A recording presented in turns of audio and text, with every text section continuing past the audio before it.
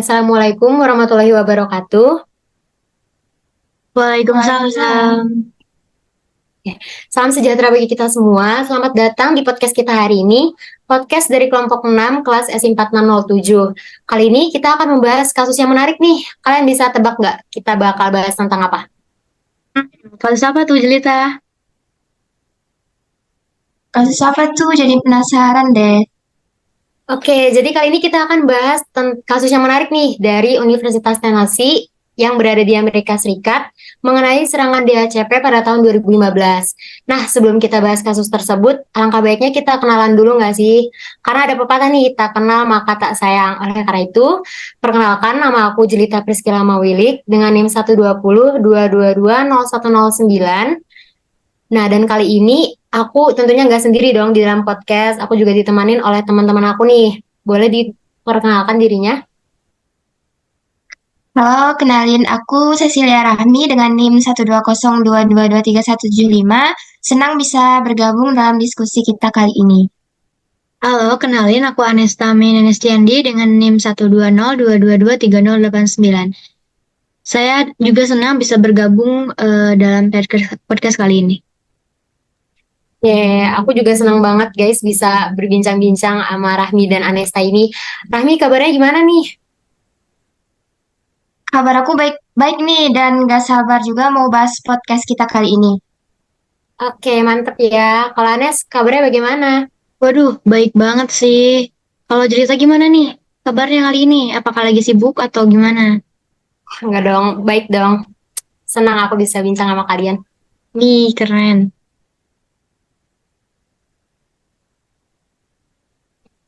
Oke, DHCP teks di TNS ini cukup menghebohkan ya pada masanya. Sebelum kita masuk ke detailnya, mungkin kita bisa jelasin dulu apa itu DHCP. Oke, apa sih DHCP itu? Nah, DHCP ini singkatan dari Dynamic Host Configuration Protocol. Nah, DHCP ini berfungsi untuk memberikan alamat IP secara otomatis kepada perangkat yang terhubung ke jaringan sehingga memudahkan pengelolaan jaringan. Nah, kita mulai pembahasan kasus DHCP attacks tersebut yuk. Bagaimana sih serangan tersebut pertama kali terdeteksi? Jadi menurut laporan, serangan itu pertama kali terdeteksi oleh tim IT dari Universitas Tennessee itu. Jadi setelah mereka melihat adanya lonjakan lalu lintas yang tidak biasa pada server DHCP mereka, ini tuh menjadi tanda awal bahwa ada kegiatan yang tidak semestinya pada jaringan mereka, gitu. Betul banget, jadi serangan itu ternyata berasal dari sejumlah perangkat yang mencoba untuk mendapatkan alamat IP dari server DHCP. Namun mereka terus-menerus mengulang permintaan tersebut tanpa henti.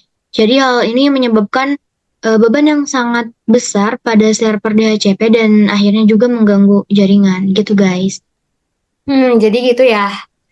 Terus gimana sih serangan ini sebenarnya terjadi? Apa yang membuat jaringan Universitas Tennessee rentan terhadap serangan tersebut?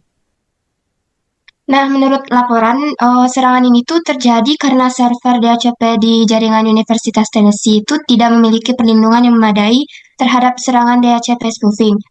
Nah, di mana perangkat yang tidak sah dapat mengirimkan paket DHCP palsu untuk mencuri alamat IP yang valid. Jadi gitu. Aku mau nambahin dikit nih, jadi serangan ini terjadi karena kelemahan pada server DHCP yang digunakan. Penyerangan berhasil memanfaatkan celah keamanan tersebut untuk memasukkan konfigurasi DHCP yang salah ke dalam server, sehingga menyebabkan gangguan pada jaringan. Salah satu faktor yang memungkinkan hal ini terjadi adalah kurangnya pembaruan atau patch keamanan pada server DHCP tersebut, gitu. Ya benar banget ya. Tentunya Universitas Tennessee ini harus bertindak cepat kan ya. Gimana sih pada akhirnya mereka ngatasin serangan tersebut? Nah, jadi mereka tuh ngatasin masalahnya itu dengan salah satu langkah, yaitu dengan memblokir alamat MAC dari perangkat yang terlibat dalam serangan tersebut. Dengan demikian, perangkat-perangkat tersebut tidak dapat lagi mengakses jaringannya. Selain itu, mereka juga melakukan konfigurasi ulang pada server DHCP dan memperbarui semua perangkat lunak yang terkait dengan patch keamanan terbaru. Oh iya, tindakan tersebut akhirnya berhasil dan jaringan Universitas Tennessee ini dapat kembali beroperasi secara normal tanpa gangguan dari serangan DHCP. Namun, tentu saja mereka juga harus mempelajari penyebab serangan ini yang terjadi agar dapat mencegahnya di masa depan gitu guys. Menarik banget ya pembahasannya. Apa ya kira-kira penyebab kejadian ini bisa terjadi? Nah, salah satu penyebab utamanya yaitu kurangnya pembaruan atau patch pada server DHCP tersebut. Seperti yang tadi disebutkan, celah keamanan yang dimanfaatkan oleh penyerang mungkin saja sudah diperbaiki dalam versi terbaru dari perangkat lunak server DHCP tersebut. Selain itu, mungkin juga kurangnya pengawasan terhadap aktivitas jaringan yang mencurigakan sehingga serangan ini tidak terdeteksi lebih awal. Gitu.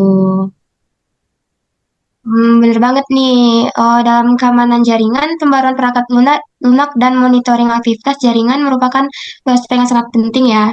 Pembaruan perangkat lunak memastikan bahwa celah keamanan terbaru sudah tertutup. Sedangkan monitoring jaringan memungkinkan kita untuk mendeteksi aktivitas yang mencurigakan sebelum terlalu banyak kerusakan yang terjadi. Oke, I see. Apa sih solusi pencegahan atau perbaikan terhadap tipe serangan yang kayak gini? Oke, jadi salah satu solusi untuk pencegahannya dengan memastikan server DHCP selalu terupdate dengan patch terbaru dan tentunya melakukan monitoring terhadap aktivitas jaringan secara rutin. Dengan demikian, kita dapat mendeteksi dan mengatasi serangan sejak dini. Selain itu juga, kita bisa mempertimbangkan penggunaan fitur keamanan tambahan seperti DHCP snooping, gitu guys.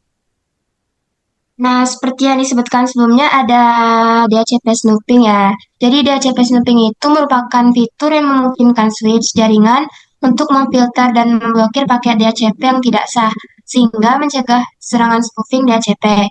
Fitur ini juga dapat menjadi lapisan pertahanan tambahan dalam keamanan jaringan LAN. Gitu. Oke, jadi aku menambahin nih. Jadi kita perlu juga memastikan bahwa hanya perangkat yang diotorisasi yang dapat mengakses server DHCP.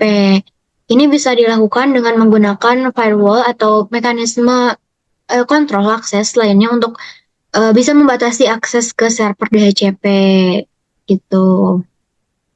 Ya, menarik banget nggak sih pembahasannya teman-teman? Karena kita tadi udah bahas tentang kasusnya, aku pengen bahas nih, relevansinya dengan pelajaran LAN security concept yang udah kita pelajarin di week 8, apa ya? Terus gimana kasus ini dapat dihubungkan dengan konsep keamanan LAN?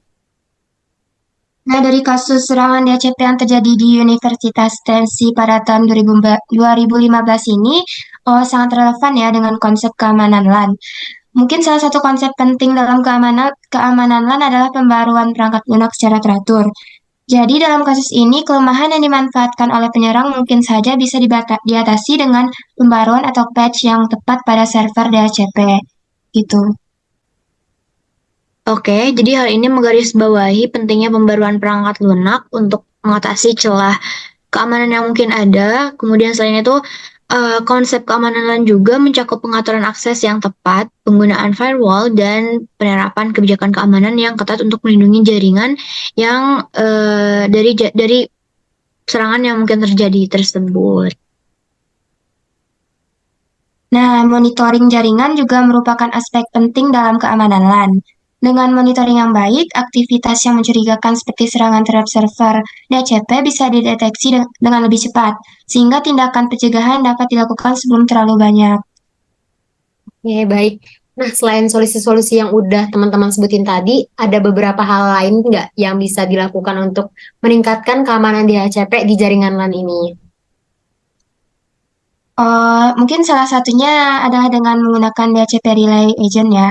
DHCP Relay Agent ini berfungsi untuk meneruskan permintaan DHCP dari subnet yang berbeda ke server DHCP pusat, sehingga kita tidak perlu menginstal server DHCP di setiap subnet. Oke, jadi aku mau nambahin, kita juga bisa menggunakan fitur DHCP server failover ya. Fitur ini memungkinkan adanya redundansi server DHCP, sehingga jika satu server DHCP mengalami gangguan, server DHCP cadangan dapat mengambil alih fungsinya, gitu. Ya, benar banget. Redundansi sangat penting dalam keamanan jaringan, karena ini meminimalkan kemungkinan adanya single point of failure gitu, guys. Pertama-tama, apa yang dimaksud dengan serangan DHCP? Serangan DHCP terjadi ketika penyerang memanfaatkan celah keamanan dalam server DHCP untuk melakukan berbagai aksi jahat. seperti mengalihkan lalu lintas jaringan atau mencuri informasi sensitif.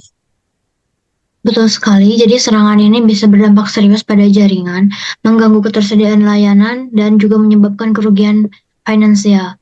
Salah satu contoh kasus terkenal adalah serangan DHCP di Universitas Tennessee, Amerika Serikat pada tahun 2015. Oke, bagaimana cara melindungi jaringan dari serangan DHCP? Nah, untuk langkah-langkah pencegahannya sendiri meliputi memastikan server DHCP selalu terupdate, memonitor lalu lintas jaringan untuk mendeteksi aktivitas mencurigakan, dan mengimplementasikan teknologi keamanan tambahan seperti DHCP snooping. Apakah ada tips tambahan yang ingin ditambahkan? Penting juga ya untuk memberikan pelatihan kepada pengguna jaringan agar mereka dapat mengenali tanda-tanda serangan DHCP dan tindakan yang harus mereka ambil dalam situasi tersebut. Gitu. Oke, Anes. Kali ini kita akan membahas dua jenis serangan DHCP. Yang pertama yaitu DHCP starvation, yang kedua DHCP spoofing. Kedua serangan ini dapat diatasi dengan menerapkan DHCP snooping. Nah, mari kita bahas lebih lanjut. Yang pertama, kita bahas DHCP starvation attack. Serangan ini bertujuan untuk menciptakan denial of service atau DOS bagi klien yang terhubung. Serangan ini memerlukan alat serangan seperti Gobbler.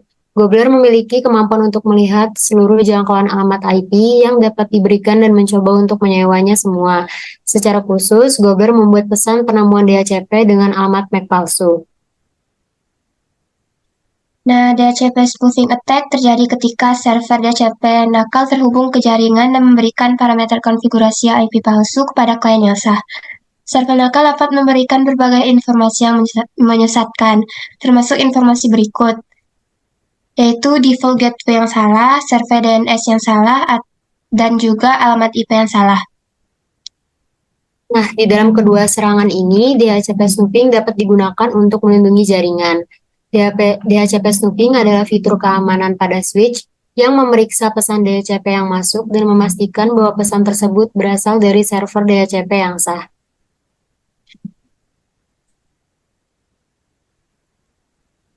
Oke, aku mau nambahin ya. Jadi selain yang tadi disebutkan oleh Jelita itu penting untuk mengaktifkan fitur keamanan lain seperti Dynamic IRP atau Infection atau DAI dan IP Search Guard untuk melindungi jaringan dari serangan-serangan yang berpotensi merugikan. Gitu guys.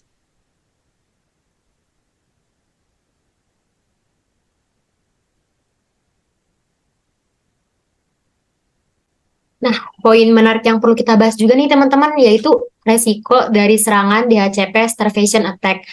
Apa sih tujuan dari serangan ini? Nah, serangan ini tuh bertujuan untuk menghabiskan semua alamat IP yang tersedia di server DHCP, sehingga host yang sah tidak dapat mendapatkan alamat IP gitu guys. Nah, benar banget Jelita. Jadi untuk mencegah serangan ini kita bisa membatasi jumlah maksimum alamat IP yang bisa disediakan oleh server DHCP dalam waktu tertentu tentunya. Atau juga menggunakan fitur DHCP address scope analysis untuk mengalokasikan alamat IP yang berdasarkan kriteria tertentu gitu. Nah, konsep keamanan lain yang terkait adalah salah satunya Network Access Control atau NIC. NIC memungkinkan kita untuk membatasi akses ke jaringan hanya untuk perangkat yang memenuhi persyaratan kebijakan keamanan tertentu, seperti memiliki antivirus yang terupdate atau patch keamanan yang terbaru. Oke, aku nambahin ya, tepat sekali yang dibilang tadi sama Rahmi. NIC ini dapat membantu mencegah perangkat yang tidak aman atau terkompromi untuk mengakses jaringan, sehingga mengurangi risiko serangan seperti DHCP spoofing atau DHCP starvation. Oke, aku menambahin ya. Jadi terakhir, kita juga perlu membahas pentingnya pelatihan dan kesadaran keamanan bagi pengguna jaringan, guys. Serangan seperti ini bisa seringkali melibatkan faktor manusia, seperti kurangnya pemahaman tentang resiko keamanan ataupun kelalaian dalam mengikuti prosedur keamanan, gitu. Bener banget yang dibilang Anes barusan. Jadi dengan meningkatkan kesadaran keamanan, kita dapat meminimalkan risiko serangan disebabkan oleh faktor manusia, seperti penggunaan password yang lemah atau tindakan yang tidak aman lainnya. Oke, makasih ya teman-teman pembahasannya. Tapi karena kita lagi bahas tentang DHCP attacks nih, kan kita bahas yang kasus di luar negeri nih. Kita bahas juga nggak sih yang ada di Indonesia? Karena yang kita bahas tadi itu di Universitas Tennessee yang berada di Amerika Serikat. Kita juga bakal bahas nih tentang kasus serupa yang ada di Indonesia. Kalian tahu nggak ada kasus DHCP attacks di Indonesia? Waduh, apa tuh Jelita? Nah, benar banget nih yang dibilang Jelita. Jadi kasus serangan DHCP ini juga pernah terjadi di Indonesia ya, dan menjadi perhatian serius bagi para pengelola jaringan di sini. Oh, salah satu kasusnya yang cukup mencuat itu adalah yang serangan yang terjadi pada sebuah perusahaan besar di Jakarta yang terjadi pada tahun 2018 gitu. Oh iya, jadi serangan tersebut menyebabkan gangguan serius pada jaringan perusahaan tersebut dan menimbulkan kerugian finansial yang cukup besar. Penyerang berhasil memanfaatkan celah keamanan pada server DHCP mereka untuk menyebarkan malware dan mencuri data sensitif. Gitu guys. Aku baru tahu nih ada kasus kayak gitu dari kalian. Gimana sih serangan tersebut dapat terjadi? Jadi serangan tersebut tuh terjadi karena kurangnya keamanan pada konfigurasi server DHCP mereka. Oh, penyerang dapat dengan mudah memasukkan konfigurasi yang salah ke dalam server DHCP, lalu kemudian menyebabkan gangguan pada jaringan perusahaan. Gitu. Penyebabnya juga mirip dengan kasus di Universitas Tennessee tadi, di mana kurangnya pembaruan dan pengawasan terhadap aktivitas jaringan yang mencurigakan menjadi faktor utama terjadinya serangan. Gitu guys. Gitu ya teman-teman. Kalau gitu relevansinya dengan pelajaran line security konsep yang udah kita pelajarin di week 8 apa ya? Nah, untuk relevansinya dengan pelajaran kita sebelumnya, jadi kasus ini tuh sangat relevan dengan konsep keamanan LAN ya, terutama dalam hal pembaruan perangkat lunak, monitoring jaringan, dan pengaturan akses yang tepat. Penting juga untuk selalu memperbarui perangkat lunak, untuk memantau aktivitas jaringan secara rutin, dan memastikan pengaturan akses yang ketat untuk mencegah serangan seperti ini terjadi. Gitu. Oke, jadi selain itu, kasus ini juga mengingatkan kita untuk pentingnya penerapan kebijakan keamanan yang ketat, penggunaan firewall, dan pemantauan terhadap perangkat-perangkat yang terhubung ke jaringan. Ya, jadi solusi pencegahan atau perbaikan terhadap tipe serangan ini mirip sama pencegahan di Universitas Tennessee juga ya? Iya, benar banget, Jelita. Jadi solusinya serupa. Selain melakukan pembaruan perangkat lunak dan monitoring aktivitas jaringan, penting juga untuk memastikan bahwa konfigurasi server DHCP telah diatur dengan benar dan telah diimplementasikan kebijakan keamanan yang ketat. Jadi intinya keamanan jaringan LAN membutuhkan pendekatan yang komprehensif dan tidak boleh diabaikan. Gitu guys. Baik teman-teman, aku rasa kita udah cukup bahas tentang berbagai aspek keamanan di HCP dan kaitannya dengan konsep keamanan LAN. Kita semua dapat wawasan dan pengetahuan yang baru ya. Oke, terima kasih teman-teman atas partisipasi dan diskusi yang sangat bermanfaat ini. Semoga kita semua bisa mengimplementasikan langkah-langkah keamanan yang tepat untuk melindungi jaringan kita dari berbagai ancaman. Oke, Nah, makasih juga Jelita dan Rahmi. guys, sampai jumpa lagi. Sampai jumpa lagi. Bye-bye. Bye. Bye.